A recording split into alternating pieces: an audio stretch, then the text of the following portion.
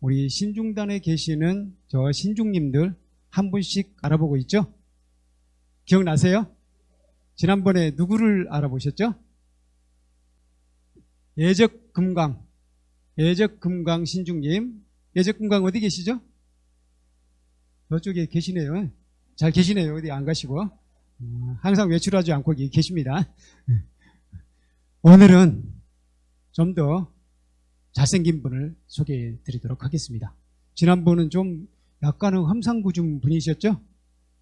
네, 오늘은 이 중에서 눈에 띄게 얼굴이 동안이고 그런 분이 혹시 계세요?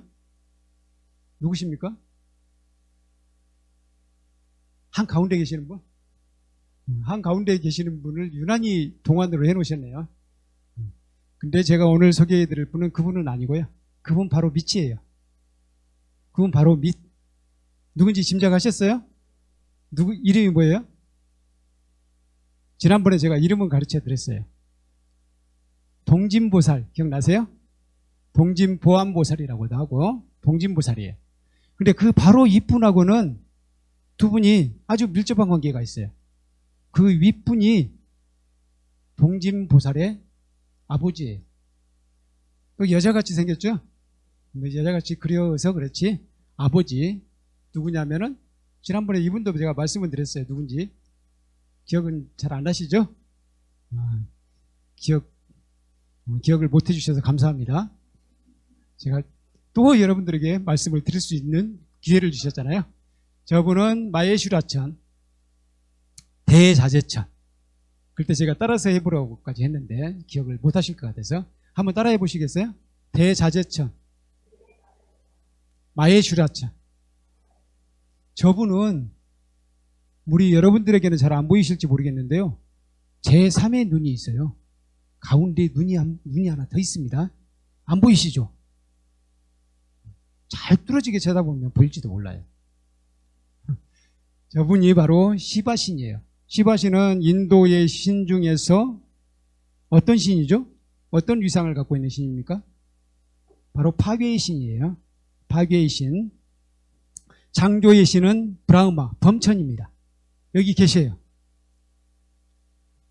우리 오른쪽에 보면은 방금 제가 시바신이라고 말씀드린 분 쪽에서 오른쪽으로 살짝 위쪽으로 대각선 쪽으로 올라가 보세요. 뭔가 눈에 띄는 분이 계시죠? 그분이 브라흐마 범천입니다. 범천. 우리 불교 경전에 굉장히 많이 나오죠? 그리고 그 반대쪽에 계시는 분은 제석천. 제석천. 우리 여기에 계신 분들은 이름이 여러 가지여가지고 여러분 좀 헷갈리시죠?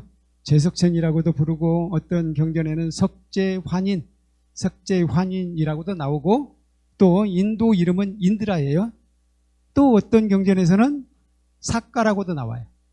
이렇게 너무 많이 나오면 더 헷갈리시죠?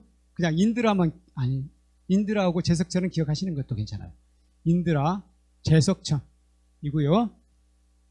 오늘 소개해드릴 분은 동진보안보살인데요. 바로 시바신의 아들이에요. 그 당시 이 동진보안보살이 태어날 당시에 한 악마가 있었어요. 이 악마가 고행을 해가지고 브라흐마신, 그러고 보니까 여기 신중님 중에 또 그분이 일종의 원흉이기도 하네요. 브라흐마신 범천에게 은총을 받아요. 그 악마의 이름은 타라카예요. 악마의 이름까지 외우라고 하면 더 힘드시겠죠? 타락한 놈이라고 생각하면 되겠네요. 타라카예요. 타라카라는 악마가 엄청난 고행을 해가지고 엄청난 고행. 여러분들이 상상할 수 없는 고행이에요. 예를 들어서 물구나무 서서 한 손가락으로 물구나무를 서서 1000년을 짓었다. 상상이 가십니까? 그런 고행을 했어요. 그렇게 고행을 하니까 그렇게 고행을 하게 되면은 인도 신화 속에서는 신이 뭔가 은총을 주지 않을 수가 없는가 봐요.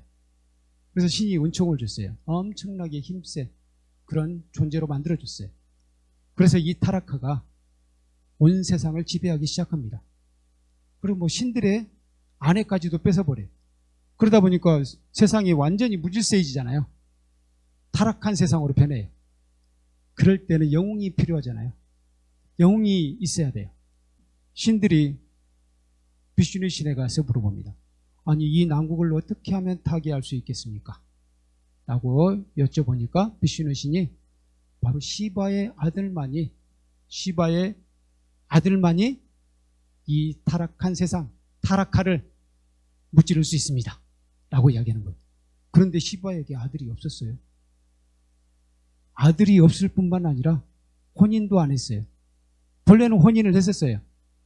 사띠라는 여신이 있는데 그 사띠라는 여신하고 혼인을 했었는데 그 사띠라는 여신의 남편으로서 시바가 그 장인 어른에게 전혀 인정을 못 받았어요.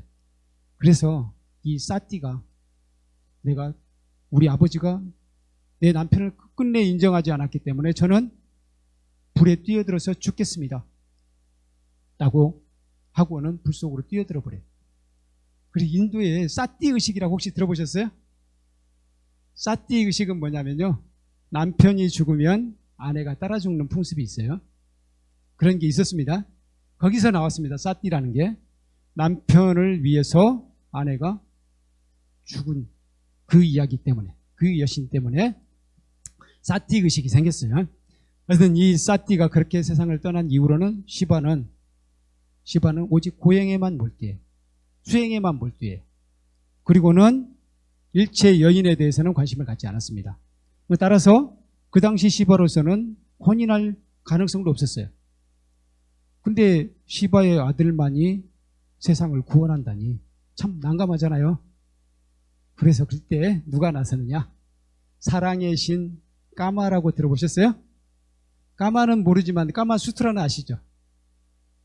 까마수트라가 뭡니까? 성애에 경전이잖아요. 성애가 뭔지 아시죠? 애욕, 남녀 간에 사랑하는 거, 그걸 가르치는 경전이에요. 그게 까마수트라예요. 까마가 바로 애욕이라는 뜻입니다. 그 까마데바, 까마라는 신이 나섭니다. 이 신은 화살을 갖고 있는데 화살을 쏘아서 화살을 맞히면 그 화살을 맞은 이는 누군가를 찍고 이제 화살을 쏩니다. 그러면은 반드시 사랑에 빠지게 되었어요. 근데 그 당시 시바를 짝사랑하는 여인이 있었어요. 누구냐면은 이름이 바르바띠예요. 바르바띠는 엄밀히 말하면 사띠, 아까 사띠를 말씀드렸죠. 사띠가 원래 시바 신의 아내였다 그랬죠. 사띠의 내생이라고 생각하면 돼요. 다음 생이에요. 바르바띠. 당연히 전생에 사띠였기 때문에 이번 생에 오직 시바밖에 몰라요. 시바에게 혼인하기 위해서 다시 태어났다고 할 수 있습니다. 그런데 시바는 전 여인이 그렇게 세상을 떠났기 때문에 여인에 대해서는 아무 관심이 없어요. 오직 수행에만 몰두합니다. 그래서 바르바띠가 그 수행하는 곳, 바로 제가 카일라사라고 히말라야 그쪽 높은 산에서 고행에만 몰두하는 거예요. 그래서 바르바띠가 그 옆에 가서 시중도 들고 얼굴도 보여드리고 했지만 시바는 전혀 관심이 없는 거예요. 그때 까마데바가 나섭니다. 까마데바가 나서서 사랑의 화살을 들고 봄의 여신도 같이 데려가요. 봄의 여신 바산타라고 있는데 봄의 여신을 같이 데리고 시바가 있는 곳으로 가요. 그래서 바르바티를 염두에 두고 시바에게 화살을 쏘게 되면 시바는 누구에게 사랑에 빠집니까? 바르바티에게 사랑에 빠지게 돼 있어요. 그래서 까마가 거기 가서 화살을 쏩니다. 시바가 화살을 맞을 수밖에 없어요. 맞는데 그때 시바가 분노해. 아니 어떤 놈이 내 수행을 방해해? 라고 분노했습니다. 분노했을 때 시바의 제3의 눈이 떠졌어요. 제3의 눈을 뜨게 되면 그 눈과 마주친 이는 바로 제가 돼버립니다. 활발 타가지고 바로 그 자리에서 제가 돼버려요. 까마가 화살을 쏘아서 맞히자마자 시바시는 까마데바를 제3의 눈으로 바라보여요. 그러니까 까마는 어떻게 되겠어요? 바로 그 자리에서 제가 돼버립니다. 제가 되고 같이 따라갔던 봄의 여신 바산타도 마찬가지로 제가 돼버려요. 그리고는 어쨌든 사랑에 빠져요. 그리고 시바와 바르바티가 혼인을 내서 아들을 낳았어요. 그 아들이 누구겠어요? 누구? 동진보안보살. 네, 박수 한번 보시죠. 박수 한번 보시죠. 이렇게 눈치가 있어야 돼요. 바로 그분이에요. 동진보안보살. 그래서 시바의 아들 이름은 스칸다예요. 인도식 이름은 스칸다. 또 있어요. 이름이 까르티키아라고 있어요. 다 외우기 힘드시죠? 스칸다는 외우드세요. 스칸다, 동진보안보살, 동진보살. 그리고 또 많이 부르는 이름이 있습니다. 위태천이라고 돼요. 위태천. 위태천은 왜 나왔냐면 스칸다. 스칸다라는 이름에서 스는 빼고 칸다가 있잖아요. 칸다. 칸다하고 비슷한 한자로 바꾸다 보니까 건다가 됐어요. 건다. 그러니까 건다가 됐고 위가 됐어요. 위. 위 되고 다는 태로 바뀌어서 위태가 된 거예요. 그래서 신이라는 이름을 붙여서 위태천 이렇게 부르게 된 거예요. 그래서 저 스칸다 이름은 여러 가지입니다. 제가 저를 한번 따라서 해보세요. 위태천, 동진보살, 스칸다. 이 세 가지만 말씀드리겠습니다. 까르티키아라는 이름도 있고 꾸마라라는 이름도 있어요. 이런 이름은 꾸마라 같은 경우는 소년이라는 뜻입니다. 소년이라는 뜻이에요. 왜 소년이냐면은 저 스칸다가 태어나자마자 3일 만에 소년의 몸으로 악마 타라카를 완전히 무찔려요. 태어난 지 3일 만에. 태어난 지 3일 만에 늙었겠습니까? 당연히 소년의 모습이었겠죠? 그래서 소년의 모습으로 그린 거예요. 동진할 때 동자는 아이 동자입니다. 그러니까 사실상 아이의 모습이에요. 저기는 약간 장년의 모습으로 그렸지만 아이의 모습으로 그려진 것도 많습니다. 동진보안보살이 아이의 모습으로 그려지기도 합니다. 그래서 이 스칸다는 바로 인도에서는 전쟁의 신으로 통해요. 전쟁의 신. 이 스칸다가 우리 신중단의 주인이 된 이유는 뭐냐? 이 스칸다가 이렇게 3일 만에 장성했잖아요. 그때 그 당시 신들을 지배하고 있던 신들의 왕인 제석천 인드라 신이 시험을 해봅니다. 스칸다가 과연 저 악마 타라카를 물리칠 수 있을까? 악마 타라카를 물리치려면 나 정도는 가볍게 물리쳐야 될 것이다 라고 생각을 한 거예요. 본인은 못 물리치셨거든요. 타라카를 못 물리치렸어요. 근데 자기한테 밀리게 되면은 타라카에게도 당연히 밀리게 되죠. 그래서 나보다 더 센지 실험을 해봐요. 둘이 한번 대결을 합니다. 누가 이겼겠어요?